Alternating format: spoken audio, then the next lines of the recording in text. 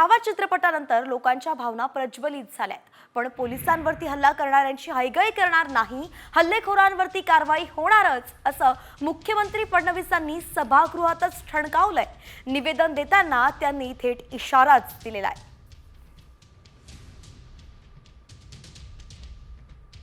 कायदा आणि सुव्यवस्था राखण्याकरता, शांतता राखण्याकरता मी आवाहन करतो आणि त्यासोबत ही देखील चेतावणी देतो की कोणीही या ठिकाणी जर दंगा करण्याचा प्रयत्न केला, त्याचा जात धर्म न पाहता त्याच्यावर कारवाई केली जाईल आणि पोलिसांवर जर कोणी हल्ला केला तर त्यांना सोडलं जाणार नाही, त्यांच्यावर कडक कारवाई ही केली जाईल, हे देखील या निमित्ताने मी सांगतो।